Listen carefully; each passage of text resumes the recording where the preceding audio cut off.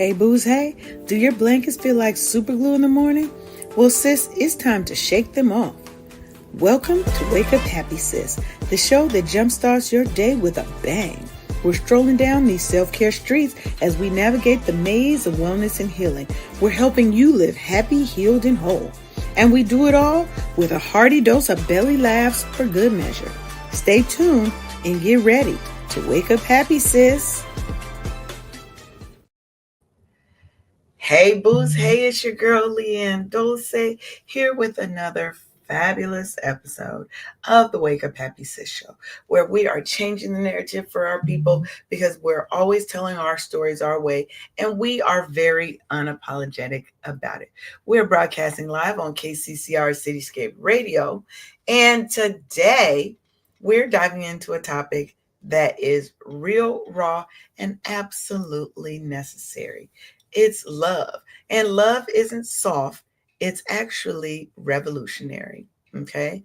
Too many times we are told or even shown that love is a weakness, that putting yourself first, self love, is selfish, that Black love, whether it's self love, sisterhood, or romance, is some impossible, unattainable dream.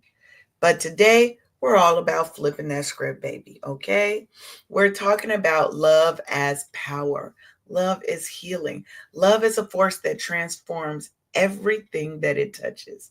And we're not doing this alone. Sharonda should be in a minute. Y'all know she's coming from working out. So sister got to get her self-love and wealth and health on, okay? But we have an incredible guest with us today, Jessica Holley, the founder of Everybody Can't Go LLC and the host of Everybody Can't Go Combos podcast. She's here to help us navigate what it means to level up in life and love without guilt or without settling for less than we deserve. So you're going to grab your favorite mug of whatever. You know, we don't judge. I'm drinking water today because y'all can hear my throat is a little hoarse. It's still recovering from the weekend, from the Super Bowl. I went a little too hard. But grab your favorite cup of whatever. You might want to grab your little journal so you can take some notes and get ready for this conversation, because love is a revolution and you deserve every ounce of it.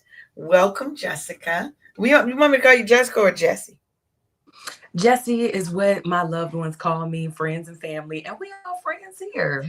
We are friends here. Yes, we are friends here. Well, welcome, Jessie, to the Wake Up Happy Sis Show.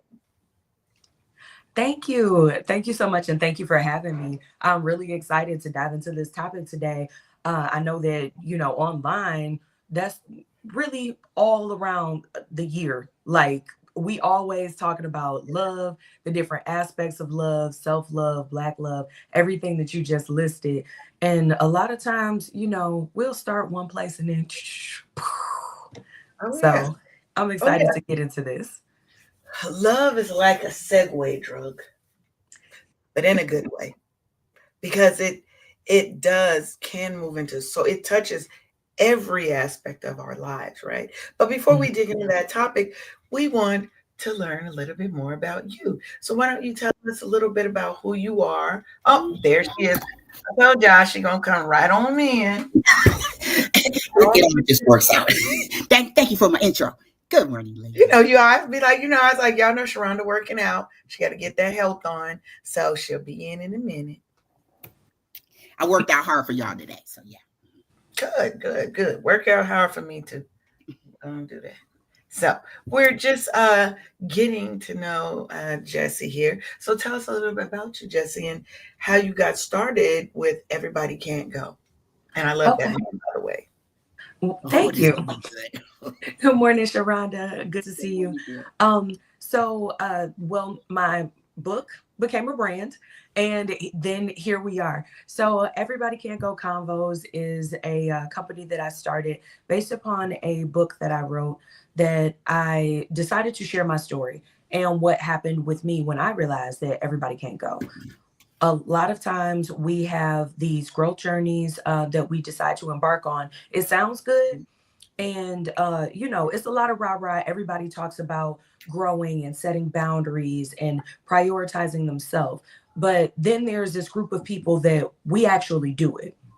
And when Mm. you actually do it, Excuse me, you Jessica. Right. I forgot to tell you we do clack when it's a good thing that's happened here. Yes. okay. Look, if I could reach it, my pink fan is right over there. Go get it right now because it's going to be more of those. You're gonna need it. Just go and get it. Go and look. Go and get it. We clacks over here, ma'am. Where's my fan? Oh. See? You know what? I moved it. I done put it up somewhere. See? It used to be right there on the bookshelf. The next time you come in this room, ma'am, don't you come without that fan. Have it. I will make sure that I have it next time. And I'm glad that there will be it next time. And now that I think about it, I'm glad I put some pants on today too. That could have been a bad thing. That malicious man.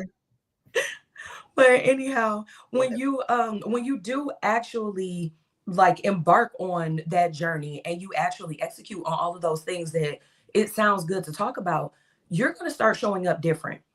You're going to have a new set of needs. Yeah. You are going to communicate differently. You're going to be showing up differently. You're going to be received differently. And what I realized was that some of the people that we start with, we aren't going to end with those same people. That part. And I was naive enough to think they're like, oh, everybody eats. We all gonna go together. If I get it, I'm getting it for the crew. I'm getting it for the team. We gonna do this together. Y'all not my entourage. Like this is about everybody. Apparently it wasn't about everybody. And I realized that everybody can't. How you gonna eat if your mouth stay closed? That part. Or if you're feeding all your food to everybody else. And there's that aspect of it as well. So as I started to move in different rooms, get with different communities and in healthier circles, I started to hear my own story reflected back to me, but from each person's perspective. And so I started to look around and I'm like, why do I continuously hear something similar where people started to be received differently, or well, you doing too much now. Oh, you changed. You acting funny style. And all of these I'm acting different because you didn't change. Exactly. That part. After I put in all this work, I'm supposed to change. I'm supposed to look different. And you just came from the gym. Now, all that work you just put in at the gym, day after day after day, if you looked exactly the same, you would be mad as all get out. That part. And everybody around you would be like, I did have some quality time with my reflection today. I was like, oh, hey, are those abs? Is that ass? Wait a minute. Do you have a waist? I'm just saying. Come on, abs. Come on, waist. I'm going to be a whole 35-year-old reincarnated. I'm serious this year. I'm 53, but I'm going to look like a 35-year-old. You keep staying, tune in. You'll see for yourself, because that's what work looks like. It does. And it's going to be reflective of that work that you put in every day. So I'm here for your bringing back 35 era. Okay. And I'm always supportive of people who are embarking on a growth journey and actually doing that thing. And so when I came across all of these people who are experiencing the same thing, I was like, you know what? I'm going to do it. I'm going to go ahead and be brave. So I thought. I said, I'm going to write this book and share my story. And then I'm going to go somewhere and be quiet and mind my own business. But because I am among wise counsel and with wise coaches, it's like, hey, Jess, that's ethically and socially irresponsible. You're not just going to write a book and go. I said, excuse me, I'm not. That's right. And not. And I was on a hot seat on the stage while they told me this. And it's like, you're not doing that. We heard that. Oh, okay. We heard you that that's the book, but this is what you're about to do. And I'm like, oh, okay. I'm about to actually get out here. I'm not just going to write down what happened. I'm going to talk to people about what happened, the lessons I learned, and encourage and help others. And they're like, yeah. And you know what? You can get certified too. You can be a whole coach, because you're not just going to keep giving advice to people and not like make this a formal thing. I'm like, okay, yeah, I'm going to do it. I don't feel in charge, but I'm in charge. You sound like you did it scared. I did. Absolutely. Excellent. Absolutely. And I tell my viewers that all the time. I'm like, okay, you scared. Feel it. Feel your feelings. That's nice. Do it Let's get to scared. work. You have to. Do it afraid. Mm-hmm. Go ahead and use that fear, repurpose that negative feeling, and make sure Yes. that you're getting something out of it. Yeah. Something positive out of it. Something that is going to propel you forward out of that fear. Yeah, and I want to talk back about something you're saying a bit before. Because when you start outgrowing people, because Mm. you are doing the work and they may or may not, and you realize, because you can outgrow people and you still be stuck on stupid in that same position, right? Because you're afraid to let people go, Hmm. right? You have to realize that when you are growing and you are vibrating on a higher level, everybody is not going to be on the level, and you have to leave them on the level they are, or you cannot move to your next level, Absolutely. right? Love has to look different at that stage, because now you're loving your star player more than you're loving anybody else, and that's Ooh. how it's supposed to be, right? And then you have to look at which of these relationships was really love and which was an attachment, Mm. right? Because a lot of Okay. us everybody has an attachment style. Everybody has an attachment style. Are you an avoidant? Are you an anxious? I'm more of an anxious attacher, right?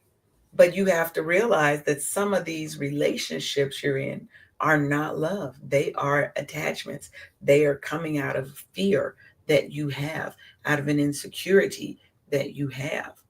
And as you do the work and you start to go from from surviving to thriving, you realize you can't take them with you. You 100% have to let go of people, places, and things so that you can move to the next level. Mm-hmm. Absolutely, that part. This gonna be a good show. Oh, this gonna be a good Oh yeah. I mean, I'm a big fan of love that expands me. show. Not ones that makes me shrink or makes me feel like I have to shrink to be accepted, to be loved. If you can't love all of Leanne's personalities, you're gonna have a problem there. She said S with a plural, ma'am, sir, And audience. so we different every damn day. There's some points I'm moody, I don't want to talk to nobody, and then I'd be like, "Why don't you want to talk to me?" Then we can You argue. just pick a side, ma'am. Look, I'm telling you, we can have a knockdown, drag 'em out fight, and in 2 hours, I'm gonna call you. Are you still mad? Are you over it yet? Because I'm over it, and I would like to talk to you. Hmm. I'm gonna get. I'm gonna. Some people I know I gotta give them that whole little 24 hours, but I'm gonna call them the next morning. So, are we?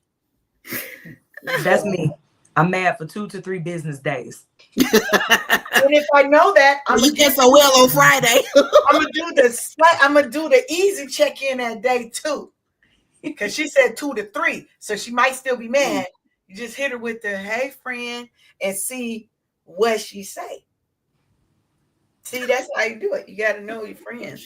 She's probing the perimeter. That's a military That term. sounds We try to First get of in all- where we fit in. First of all, ain't nobody gonna be probing my perimeter. That sounds like some nasty work. No. It could be whatever you identify as, ma'am. It could be whatever you want it to be, ma'am. Yes.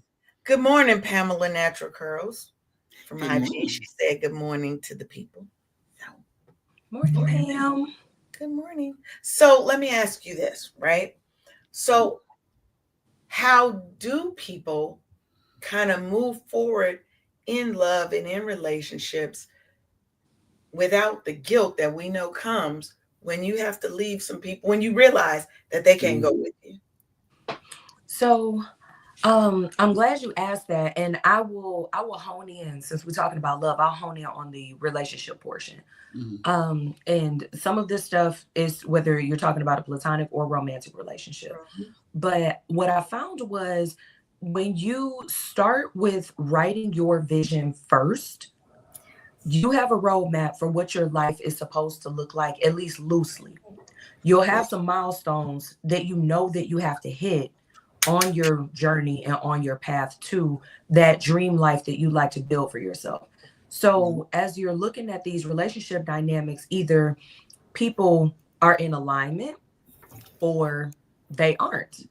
And when you are in touch with what your vision for your life looks like, and you've actually taken that time with yourself to write this thing out, not type it, write it, Bible say write it, go ahead and write it with your hands so that you can spend that intimate time with you, that Yes. intimate time with what do you actually want aside from what everybody else told you you want, from all the expectations that other people have for what your life should look like. If no one else had an opinion of what you were doing with your life, no one else had an opinion of your choices, what do you actually want? Mm-hmm. Write that down. And when you're writing that in a journal or in your notebook or anything, that's a safe space that you don't have to allow anybody else to read it. So you can go ahead and be real. That's between you and whatever higher power you serve. When you do that Hey. first, that empowers you to be able to say, you know what? We talked about do it scared, do it afraid. I don't want to be away from you, but sir, ma'am, whomever, the way that you're moving, the journey that you're on, the path that you're taking, that's not my path. This is where our paths, like, That part. we may converge again later in life. We may realign at a different point, but it's just not for me. And the further I go the wrong way, if my train's supposed to be going this way, but I'm going that way with you because I'm worried about your feelings, I'm worried about supporting you, it's more and more expensive to go this way with you when I know that I'm supposed to be headed north. That's right. I got something for you. So let's do a twist. So you just said writing it down in your hand. So remember back in the day, okay, Leanne and I are women of a certain age, and we remember being in school and having to do lines, writing lines out, writing "I will not talk" 100 times or whatever it is, right? I Well, ain't with never get in Tiffany, trouble, so I ain't never had to do that. I But know you lying to me, but I did it. I don't, no, no, no. Hold up. Don't. Don't do me, sis. Because I ain't never had to never do that. ever. Never. I have never. I have never. Well, okay. I have friends who I Allegedly, have I have friends. heard that people had to do that. Right. That's a better way to Okay, say it. yeah. Yeah. That's where we go. Well, so the twist is write your vision down, right? And in between those lines, say let's just take one stroke of your broad picture of the direction that you're traveling in, right?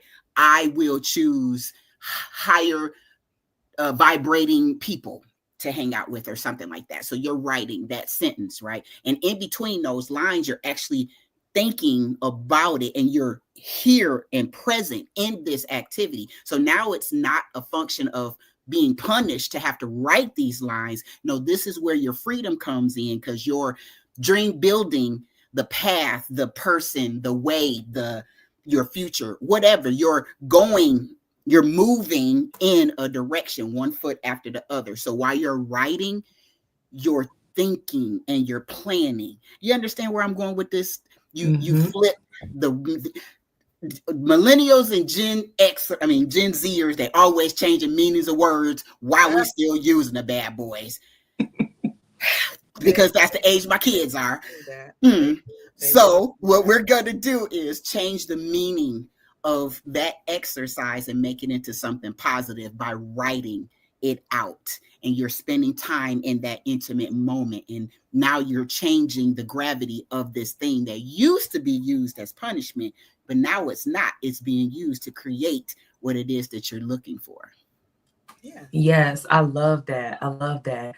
And honestly, I love that analogy that you brought up because a lot of times when you say write it down by hand, people are like, "Oh, but can I type it?" And that's why I pause and I'm like, "I said write it with your hand You because said I what you I said. never I never put it together that negative connotation with, having to write lines. And Right. I mean, shoot, I had to write them too back in the day. So Allegedly, right? Allegedly. allegedly. But there is something that is freeing in that, and because it takes more time to do, it does take more time to write it by Right. It hand. makes you slow down and stay in the moment instead of is done with the click of a pad or keyboard or whatever. No, pencil and paper, old school, handwriting. stuff. Well, and I think the difference is also that when you are writing something down, that's honestly the best way for it to get into your system and to stay in your system. And this is scientific, And right? out of your head. When you're taking, let's say you're taking notes in a class, right? Just to talk to this piece.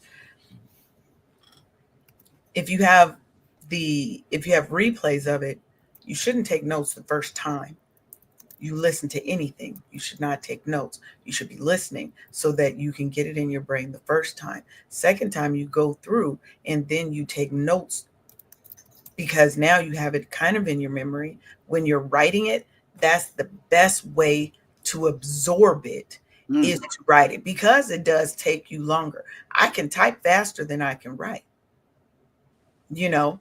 So writing it out and taking that time to think it through, right? First time, don't even think about it. Just write. Right. Just write whatever is on your heart to write. Because sometimes you have to let the negative come out so you can see it, so you can face it, so you can address it, And because I think this is a good way to segue kind of into what I consider is kind of because before I can love anybody else, romantically, platonically, in community, whatever, there's that foundation. I have to love me first, right? Yeah. I have to love me first. And we've been conditioned to believe that love is something that we have to give away before we've ever learned to give it to ourselves. First person a person typically loves is their mom or their daddy. Because you're a baby, you don't know, right? That's your first love is your mother or your father or whoever that person is that took care of you, right? We're taught that self-love is selfish. It's survival. It is survival. It is self-full, right? Because if I don't love myself fiercely, unapologetically, and unconditionally, then what I'm going to do is I'm going to accept anything. I'm going to accept love that diminishes me, that shrinks me, that downplays me, that undervalues me, because I don't know what my own worth is. I don't have love of self. Love should be elevating you, it should expand you. No, it's not going to heal you, it's not going to fix you. You got to do that shit yourself. But it elevates anything that we're already bringing. So I think that's the first thing is we have to kind of go back to the root and really focus first on loving ourselves. I know we all want to be in these fancy, fantastic relationships. I need you to be in a relationship with yourself first. Absolutely.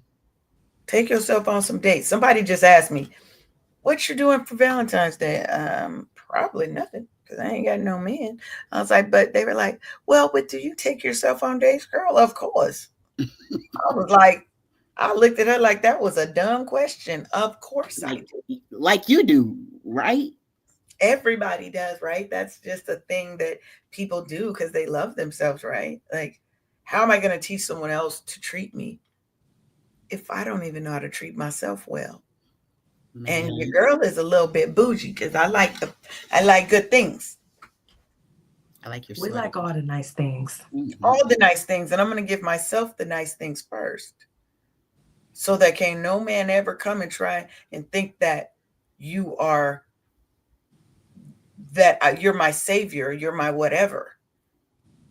You're enhancing whatever I already got. I should be enhancing whatever you have, right? But it started because I loved me and I treat myself very well. So now I'm teaching you how to treat me. I love that. I always tell people that's one of the questions that comes up. It's like, what is the best date that you've ever been on? And I'm like, you know what?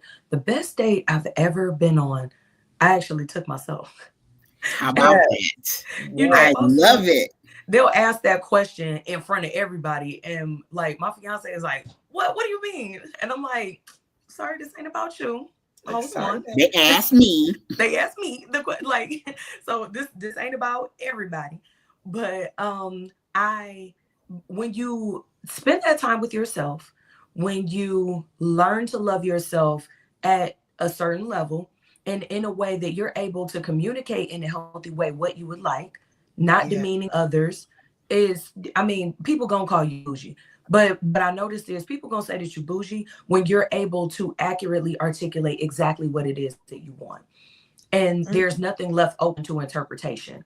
That I ain't gonna lie, that's one of my problems, quote unquote. So they say, we still don't know who they is, but that's what they be saying when I'm They like, over there oh with no, them thank you. Joneses. Hmm. The Joneses and them, all them. Mm-hmm, mm-hmm, And for me, All it's something can be as simple, no, thank you. Well, who you think you are? You don't want. No, I don't. I know. And I'm just very mm-hmm. matter of factly because I'm in touch with myself. But the Yeah. best date that I had ever gone on, I was preparing all the things for my best friend's bachelorette party Mm-hmm. while we were in Vegas. I went a couple days early so that I could set up everything, get all our supplies, make everything pretty for her, and receive her well. And I'm like, I was tearing through the city for 2 days. And at the end of the evening, I was about to just hole up in the hotel room. And I'm like, who wants to do Vegas by themselves? And Self was like, Jess said, hmm. And girl, we in Vegas, we about to go outside. And I'm like, but I Period. don't want to go outside by myself.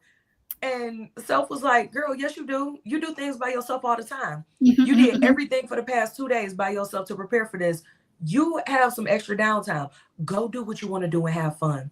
So Mm-hmm. I looked up a last minute ticket to see what was available for a Cirque du Soleil show that I'd wanted to see Yes. since I Yeah. was about 17 years old. Mm-hmm. And I'm not going to say how many years was in between, just know it was a lot.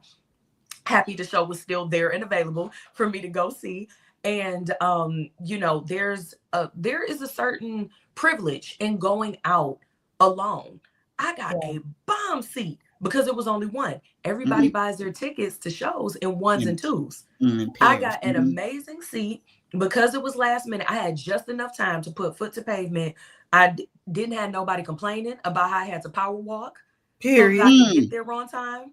I didn't have nobody complaining about, well, I don't want to eat at that. And after I got done with my show, I walked outside and I said, you know what? Well, while I'm on this adventure, I want to eat at a Gordon Ramsay restaurant. So I marched my little self right over there to Hell's Kitchen. And they're like, oh, we don't have any seating. Oh, okay. And they're like, well, is it just you? And that's when you put on the Puss in Boots eyes. Yes, just me, Just me. just little old me. Mm-hmm. And it's like, hold on, you know what? I'm gonna make a space for you. I said, well, amen, make a space for me, okay? And was treated very well. They got me a seat together at the bar, kind of like, hey, could you guys scoot down, please? And I'm like, yes, could you scoot down, please? And there's a thing in being out by yourself. I find that some people, they look at you as if they take pity on you, and other people are like, oh my gosh, you're so brave. Mm-hmm. I love it. Every part, everywhere in between. If you can't tell, I'm a very friendly person. I'm very social. If you want to talk, I'll talk. If you don't want to talk, I can be That's quiet. it. Shoot, somebody will want to have a conversation. Yeah. And I usually just spend that time. If somebody is like, oh my gosh, like, are you okay? Oh, let me help you and talk to you about self-care and how you should love yourself better. Yeah. And those who congratulate, more power to them. Let me tell you, your Yeah. whole entire self of your brand, your demeanor, all of the things.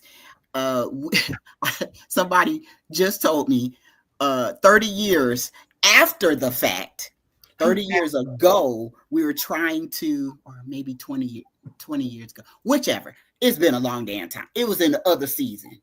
I mean, century. Anyways, we had a whole damn group, and we're telling Mhm. our peers, we're in the military at this point, we're telling our peers that we graduated from college with, went to officer school, working together, had our kids together, blah blah blah. And so Arif and I, that's my husband, we realized that the military wasn't going to be, the thing that in, the retirement. I'm like, no, this isn't it for us and stuff. So we tried to tell our friends about investing in real estate back in the day and stuff like, Mhm. we're all degree professionals.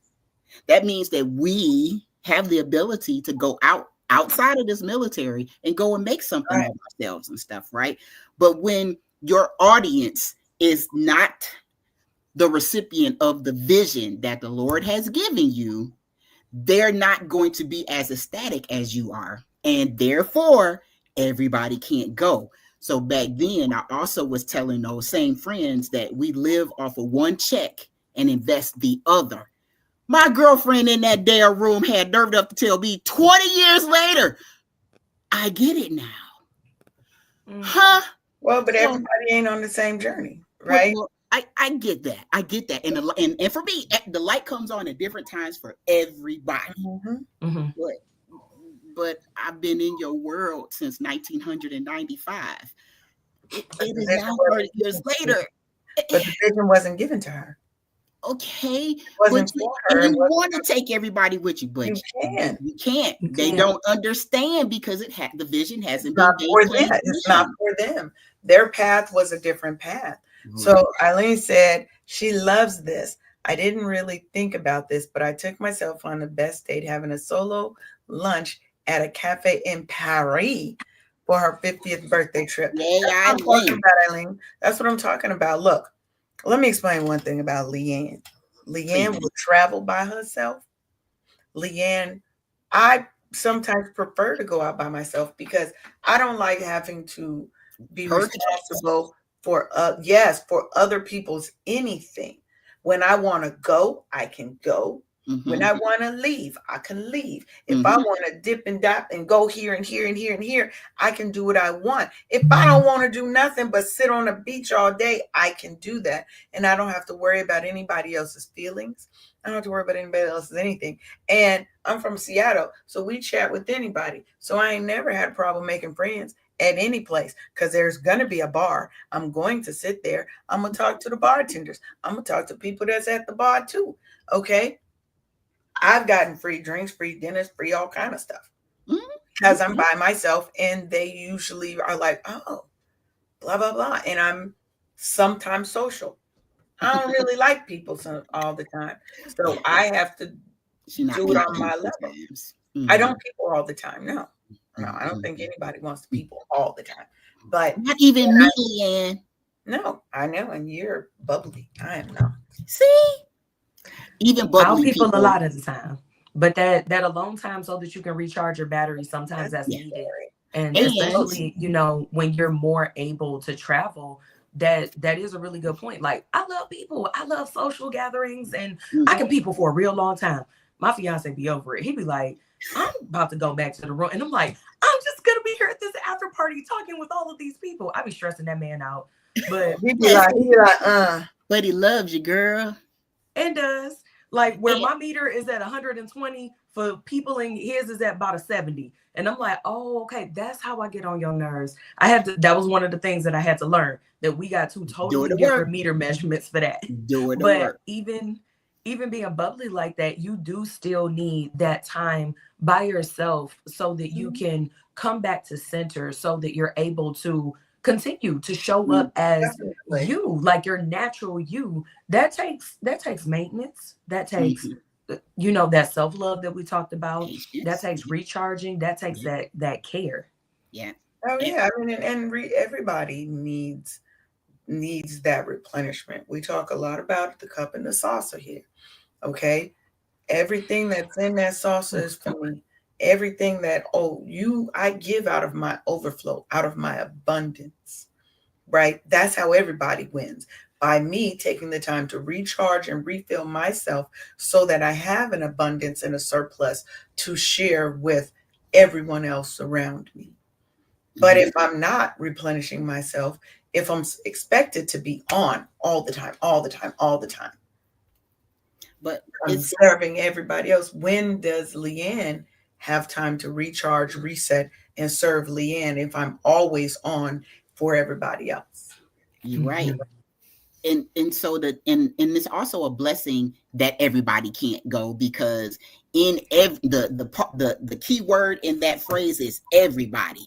Now, see, when you're dealing with people that's not willing to do the work, but they willing to talk all the damn time, while you can't share your plan with every single body, because some of those people will be naysayers and haters. The way to get around that is to share after you've done something, so you don't have to deal with no criticism, you don't have to deal with no naysayers, you don't have to deal with the hate, because when you post after the fact, they're like, I didn't even know y'all were doing that. Well, considering your track record, we don't tell you a lot of stuff because it's not for you, and stuff, because you would try to throw hate on it. So no. Yeah. And I think when we're still talking about this whole self-love and relationship love, I think for a lot of us, we've been made to feel like love is something that we have to qualify for, that we have to be good enough for, successful enough for, pretty enough, thin enough, thick enough, light skin enough, whatever, right? That we have to qualify, that we have to deserve love, right? But to me, real love is not a reward for being this perfect image, this whatever, right? You are worthy of love just because you are. Period. Simply because you are. And the moment we realize that I don't have to qualify for love, I don't have to fight for love, I don't have to prove my worth, all of that, I think because to me, those are critical components of self-love, is that realizing that in loving myself, I got everything I need inside here. I got everything I need within me. Whatever anybody else brings is additional. It's a plus, but I've got it all right here. And we'll stop settling for love that shrinks us. We'll stop settling for the guy or the woman or the friend that we know there's a real imbalance in give and get. And we accept it because we love that person. Well, once you get your love meter filled by yourself, you'd be like, oh, you start to see things differently. You start to see how people will utilize love as a weapon against you or as a tool to control you. Because when they know that you are hopelessly in love, they're either going to rise to the occasion and show you that they too are in that same space. But you also have a contingent narcissist, people of that nature, who do honestly wish you harm. And they like to use that love as a tool against you. And that's why I think that building that foundation of self-love and making sure your cup is filled is going to help you spot it a lot sooner. Doesn't mean you still ain't going to reach those people, aren't still going to be there. Doesn't mean that you're going to have, all the love and everything's going to be happy. That's not life. That's not real. But it means that, I can see it. And it ain't going to take me out. I may be hurt because you played me, but you're going to be a lot hurter when I marry your father. My girl is a true to life Mac. She is a player from the Himalayas. I'm just saying, if that's the case, I'll just go marry your dad, and then you're my stepson. She gonna make it right for real. Now he's out the will. Exactly, he's out the will. You're out. I have a strange visual of what you just said. I'm just saying. Y'all know I'm a little petty. Y'all know I could be a little petty. God is working on me. I am always a work in progress. Okay, but I ain't done yet. So holy ratchet. So let me ask you this, okay?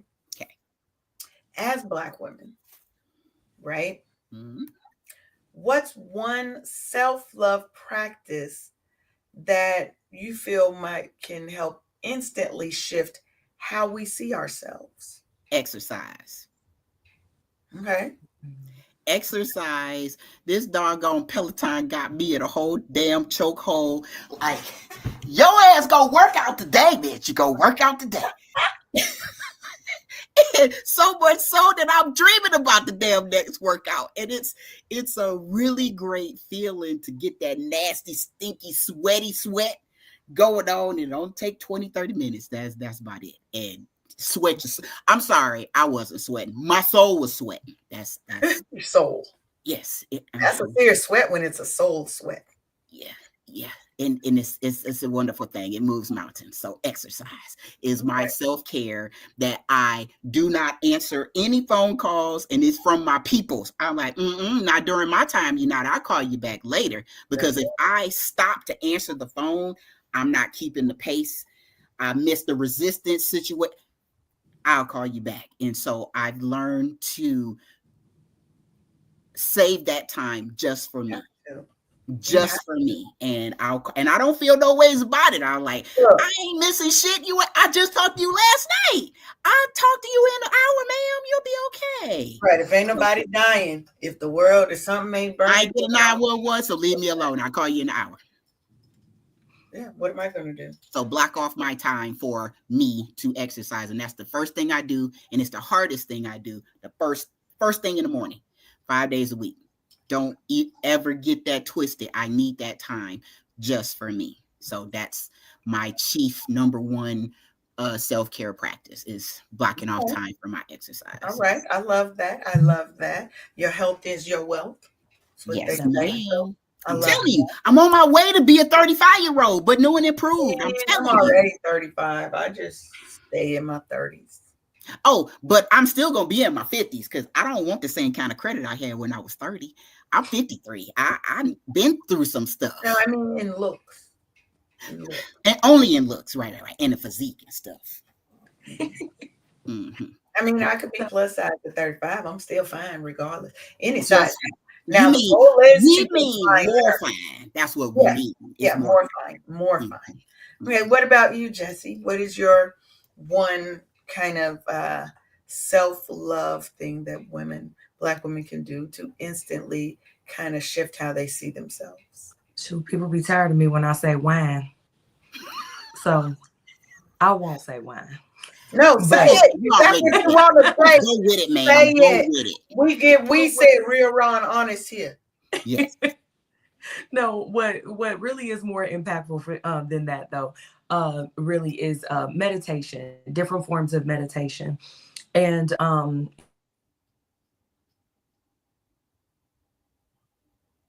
meditation, yeah. I think she's frozen. Where you are sitting. We didn't hear anything you said after meditation. Okay. I said a meditation, whether that be binaural beats, deep breathing, yoga, anything where you're just existing, like something where you have to sit or lay and you literally are only focused on like a body scan. What does my body feel like? What does my mind feel like? Being mindful of my breathing. Love that. Uh-oh. Her's cutting out again. She might be dealing with weather issues up there, wherever she is. This is such a good show. Ooh, this is such a good show. This is what we do here. I mean, You're going to be back in a second. There we go. Did I cut out again? You did. It's okay. My Wi-Fi won't let me be great today. That means that y'all Sometimes really act up. Sometimes it act up. But I was saying that meditation, like binaural beats or practicing mindfulness, deep breathing, anything where you are able to let your mind just focus on your existence. Because, I mean, digital everything is always something. And sometimes we don't take that time, like how you said that when you're exercising, that's your 1 hour. Like we need at least that 20 minutes to an hour to ourselves to just exist. Stop thinking about everybody else, everything else that you got to do, what's coming up. And just bring that sense of peace and calm to your mind and body. Mm-hmm. Yeah. I also would like to say that social media, I had to put myself on a diet because mentally it was just too much. It was too damn much. And so the thing with it is that I would be in a perpetual death scroll because I had Meta on my phone. Well, I decided to take Meta off my phone. And don't you know, Instagram sent me a text message talking about something. Can you please sign back in? No, bitch, no. I'm on a diet. Leave me alone. And the simple fact that you texted me just so I could sign back in. They miss you. They miss you. Miss me, bitch. Okay, miss me, bitch. So the only way I get to get on those apps is if I come upstairs, all the way upstairs, and get to my office where my computer is. But I kept them off my phone because so I had to replace it with something. So I got my peace back, and I would get up and exercise instead of automatically. I'm at 3 a.m. I'm awake today, 3 a.m. And instead of going on Meta and whoever's app to scroll and scroll. Nope, I got on my Peloton app and they have meditation. Leanne, you gotta do the doggone thing, ma'am. Remember the meditation that we did?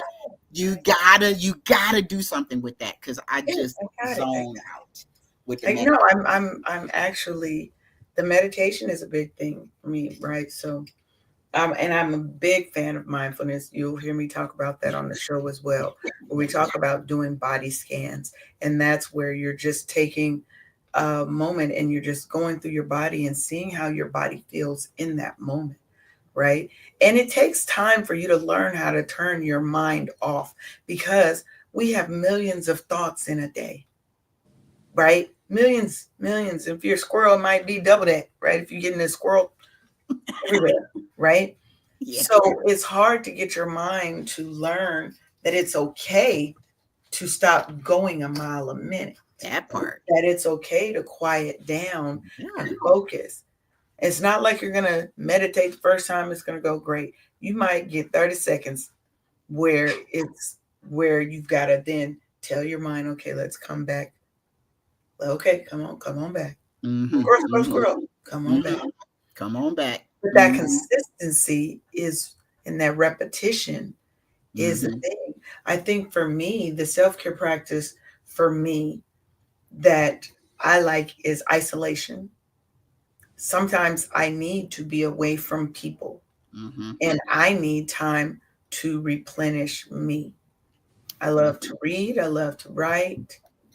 I love to watch little videos of cats and puppies. And they got on TikTok, they got these AI series of ninja babies fighting animals.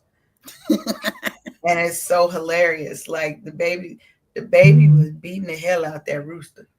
Like the rooster and the baby was battling it out. So, just little stuff like that is things that help relieve my mind because I'm an overthinker. My brain is always active. It's always thinking about something, right? I'm always working on something in my brain. So for me to shut it down, sometimes I need 20 minutes of just mindless scrolling and watching those things to bring my brain down, right? But everybody, you have to find out what works for you, right? What works for you. Now, as we talk about love, right? There's, again, we've talked about platonic love, romantic love. I think when we're talking about this love revolution, we also have to remember sisterhood, right? Your tribe, your squad, whatever you want to call it, right? Your fam. We need that because we are stronger together, right? Look, society has spent generations trying to tear Black people apart and trying to divide us and keep us apart. And we let them. We make it very easy for them because we always so worried about what the next person has instead of worrying about what's on our plate. Right? Instead of tilling my own yard, I'm worrying about why your grass look a little greener. Right?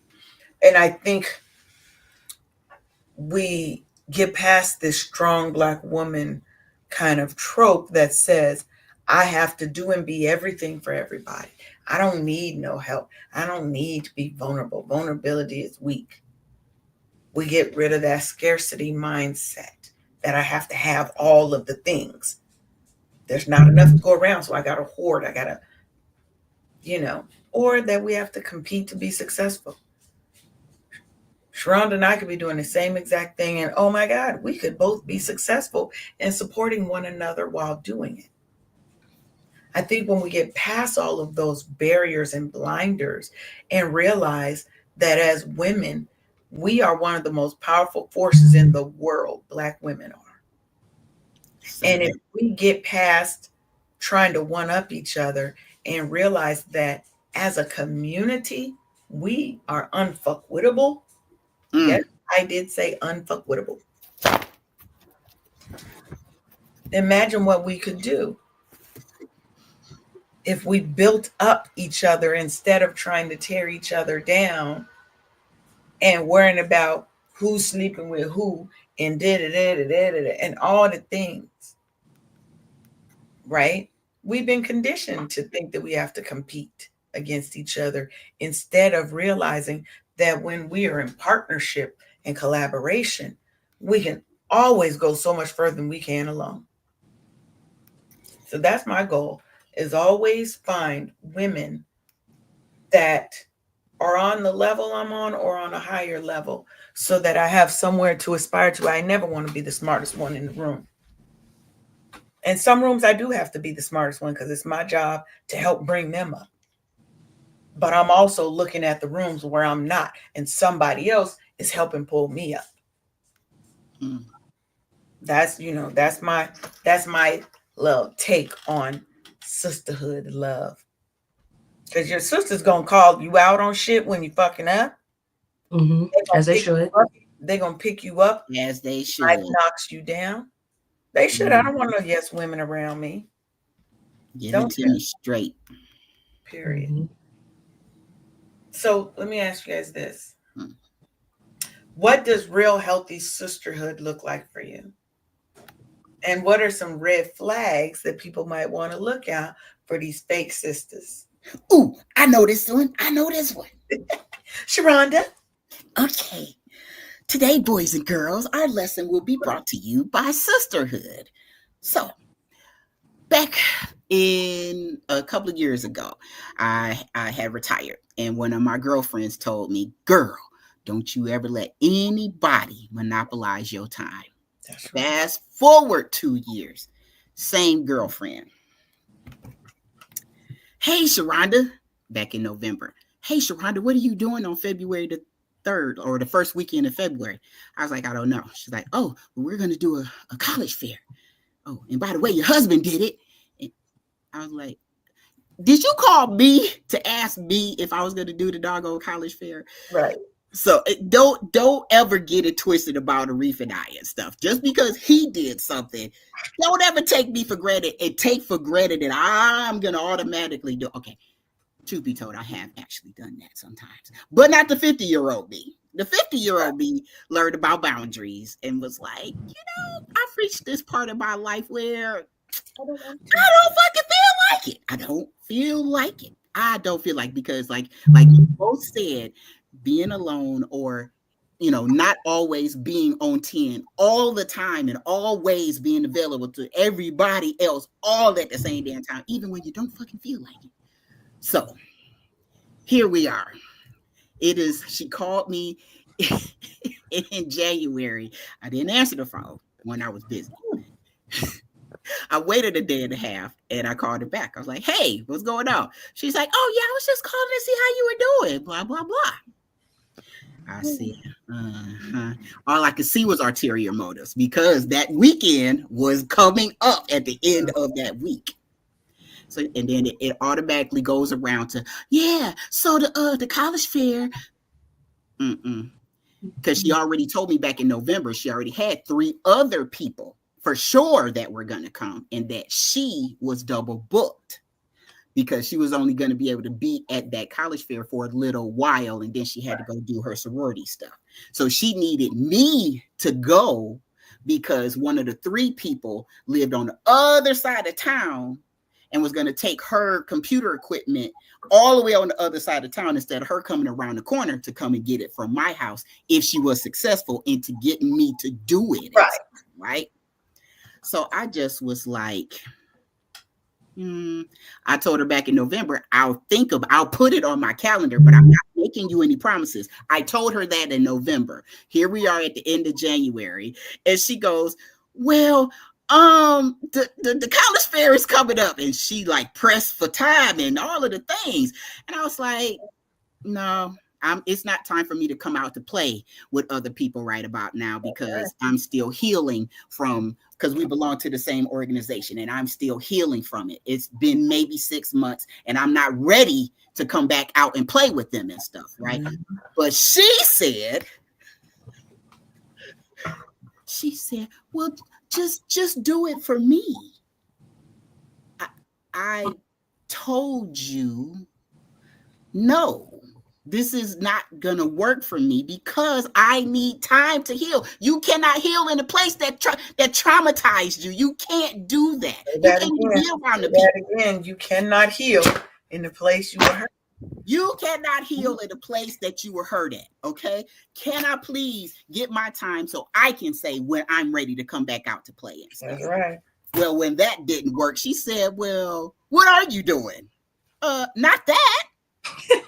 Right. That's all you need to know is I And won't then be she said, "Well, just do it for me." no. So fuck my boundaries? Is that what you're telling me? Because you want me to be where you need me to be for you, but fuck me. That's what you're Mm-hmm. telling me. Yeah. And that's what I learned about sisterhood. It's not all of Mhm. my sisters. It's just this one particular one that showed me herself. And I And was people like, will always oh, so you tell me not to let everybody monopolize my time so you can do it.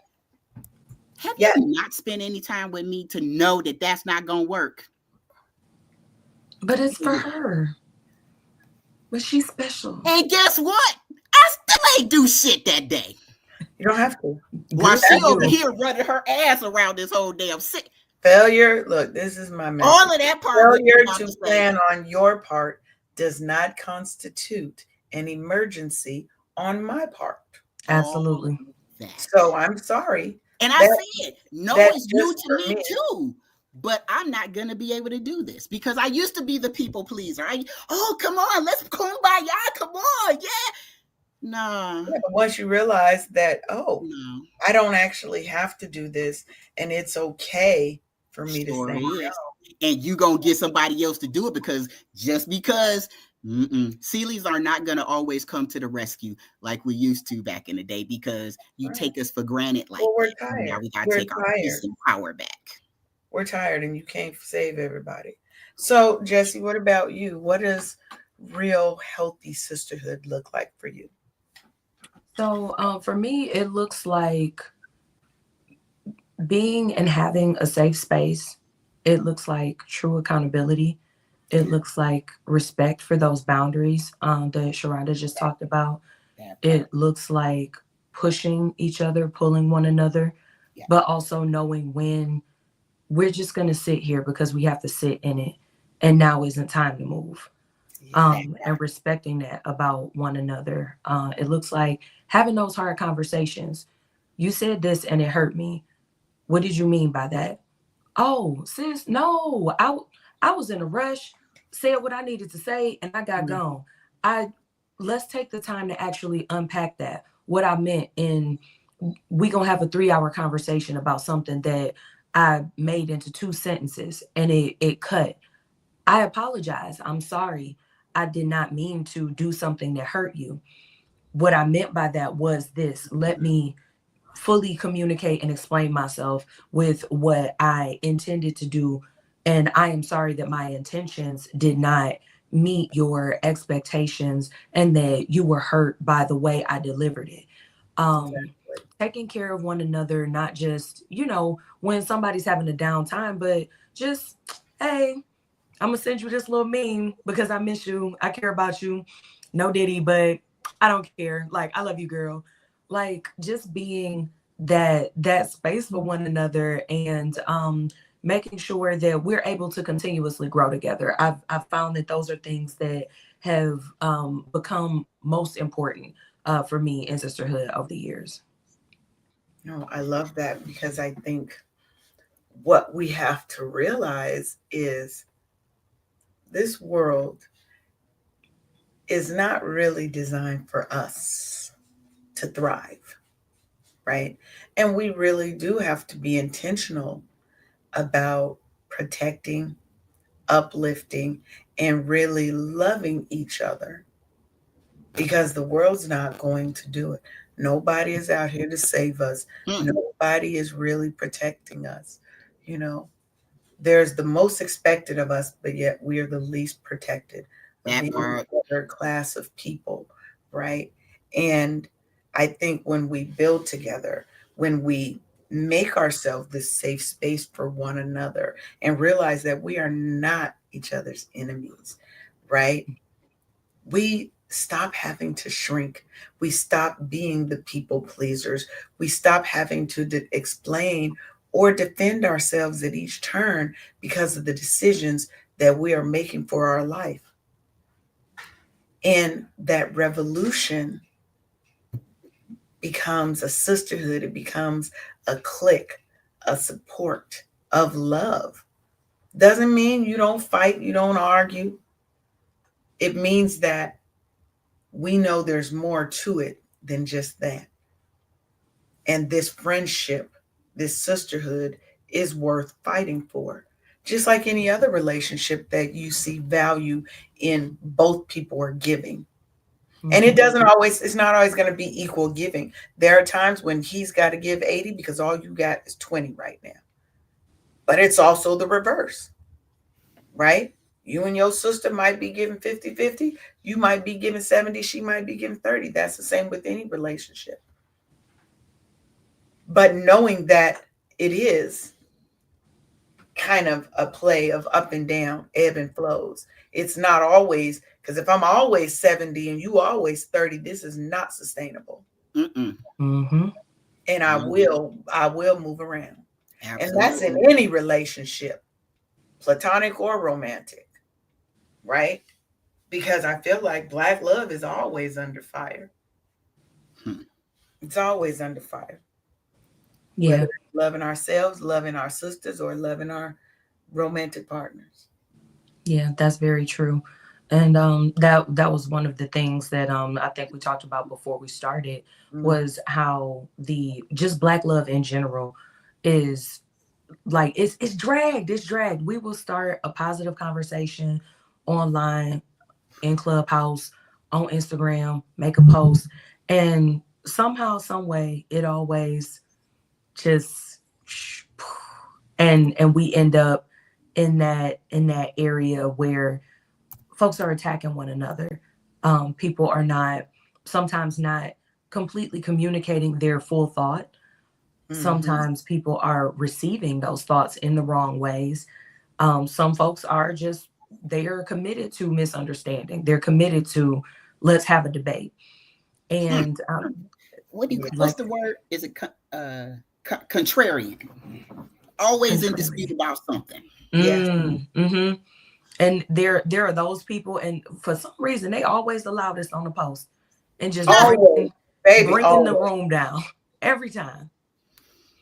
And sometimes I feel like, well, not, I think and feel that folks, that's their prerogative. People that they thrive on drama, they thrive on negativity, Mm, and so they seek that out because it fuels them, as opposed to, negative things do happen, and you have to take that energy and repurpose it for good. They literally just, let me cause a problem, let me cause an issue, let Yeah, me, yeah. let me be the villain on purpose.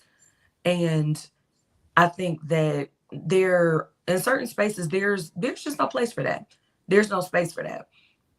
And we have to be okay with, as we're building black love in all spaces, whether it's romantic, platonic, sisterhood, brotherhood, any of that, while we're building those spaces and making sure that they are spaces of value, that those spaces remain safe, and that people are growing and being poured into, we do have to also have gatekeepers and be in a protective stance.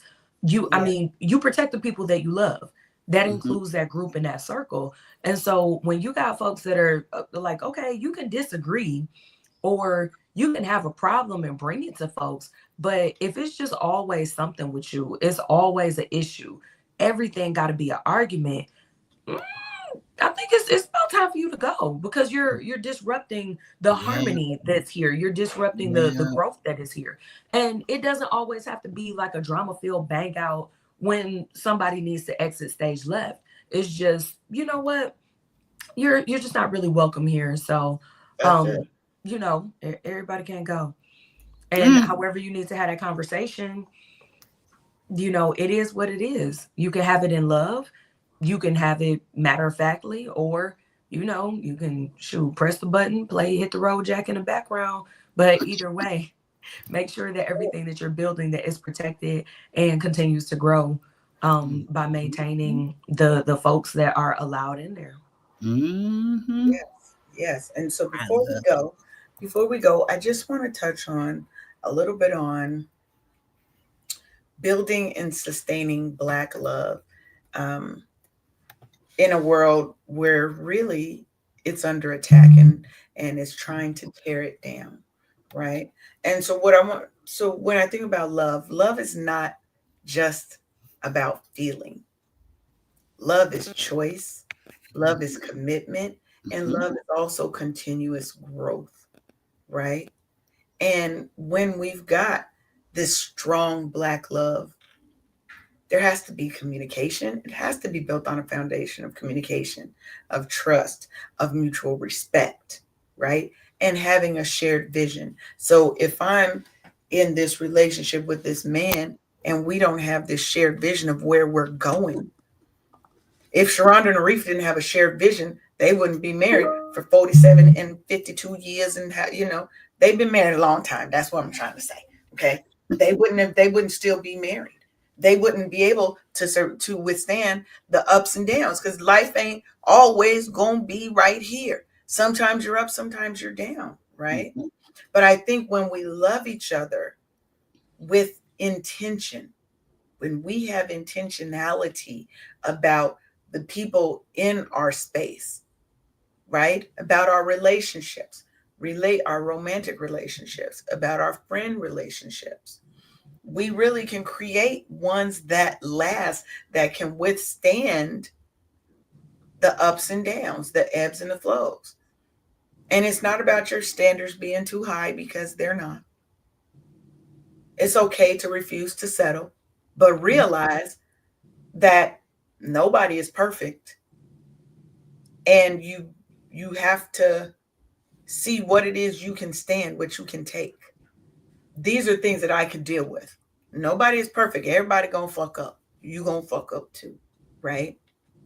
And I feel like love is a reflection of my self-worth. So if I want love, I have to be love first. I one of Be my that change affirmations, you want to you know what I see. mean? Yes, because one of my Mhm. affirmations that I have is that says, I am love and I am loved,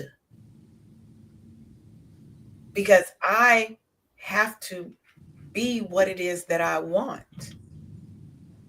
I can't be out here self-hating, self-loathing, and think that some man is just going to come out here and just want to love all up on me.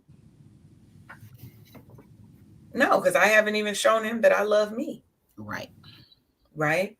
I think it emulates from us. I mean, it radiates, it emanates from us, right? When I love me, I'm going to radiate that, and that happiness and warmth and love is going to flow to other people around me. So I have to start with me, and I can't let the world tear it down. Like like Jesse said, we have to protect one another. Mhm. I'm going to protect him or her, my friends, all those, just like they're going to protect me. And if you find you got people in your life who are not, maybe they don't deserve to be there. Maybe you have to look at why you continue to let them be in your circle. Mhm. Because that says something about you, not necessarily them. They're going to continue to do what it is they've been doing. But the fact that you keep letting them hurt you And over, keep helping them hurt you too. yes, over and over again, but they're going to be better. They don't know they're not. They've shown you time and time again who they are. Mhm. Mhm. No shade, but that's just who you are. You just an ain't shit person. It's okay. Sometimes I ain't shit, but I come back around. I have my ain't shit moments, but I come back around. But if they're consistently that way, you know it's not a moment, it's not a just a temporary issue that they're dealing with. That's who they are. And you have to figure out what's wrong in you that needs to be healed such that you will stop allowing them access to your feelings, to your emotions, to your time, to your energy, to your money, to your body, to your all the things. So that's all I got to say. And it's about time for us to roll up out of here because it is 11:10. This hour always goes so fast. It did. Good conversation will do that to you. So, Mhm. Jesse, why don't you share with the good people any final thoughts you have on the subject and how they can connect with you and potentially work with you? Okay, great. Thanks. So thank you for having me on. If you are looking for any resources from Everybody Can't Go, we do have journals, books, workshops. I do speaking engagements, all of those different things. You can connect with me. Send me a DM at Everybody Can't Go, the number 2 on Instagram. And you can also find out what's going on at our website at everybodycan'tgo2.com as well. So in closing, my final thoughts, think about what change you want to be in the world. Also think about how you want people to love on you, teach them how to do it. And you do that through boundaries, demonstrating how you treat and love yourself. Other people will see that and they will follow suit. And if not, then look, everybody can't go. So make sure that you enforce those boundaries. Those boundaries are for you, they aren't for other people. And as far as Black love is concerned, don't give up on it. We have a lot of work to do because there was so much taken from us generation after generation. There's a lot of unlearning that we need to do so that we can make space for learning new healthy foundation, new healthy communication styles, and so that we can all move forward together. And make sure that the people that you are doing all of those healthy and positive things with, keep those people close, keep them in your circle. And anybody that's disrupting that, Go with God, Crispy. Go with God, Crispy. That's what you Ooh, do. I got to follow that, Jesus. You do. But first, Eileen, we sorry that you're getting hit on with all them last points. We are here to help enlighten you so that you can see it. Because once you see it, then you can address it and you can change it, baby. That's called a good thing. So don't worry about it. Don't worry about it. You got this. And you got us. Because we're going to be here every Monday and Thursday. So and I Lean needs to check me on. Oh, I'm sorry. I forgot to tell you guys about the podcast itself. You guys can check me out on Everybody Can't Go Convos on YouTube as well.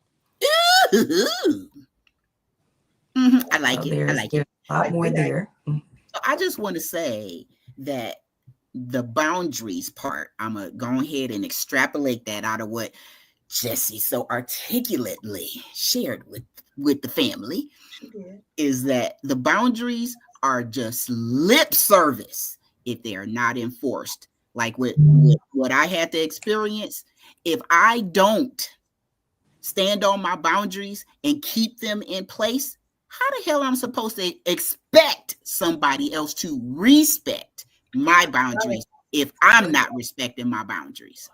Mm-hmm. Right. Just saying. You have to. Like Jess said, you teach people how to treat you. Oh, my girlfriend, no, she actually hung up on the phone because she couldn't get her way. Be mad, ma'am. Be mad, and I'm okay with it because I still got my peace though. While you over there running around like a chicken with your head cut off. mm-hmm. Boundaries. Mm-hmm. Get some, learn about them, get into it. So, and I just want to leave you guys with a few little words of encouragement. Okay. That one, I got 3 points. One, you are worthy of love that is whole, healing, and honest. Okay. Two, choosing yourself is not selfish. Mm-mm. It's not, it's an act of radical self love and it is necessary. I need you to choose you more often. Okay. And three, when we love each other, we create power that no system can break. So let's focus on loving self and on loving one another more. And as always, wake up happy, sis. We will see you next Monday. Bye. Bye. Thanks for tuning in to another episode of the Wake Up Happy Sis Show. Join us live every Monday and Thursday at 10 a.m. Eastern for more joy, healing, and sisterhood. Until next time, keep thriving unapologetically, sis.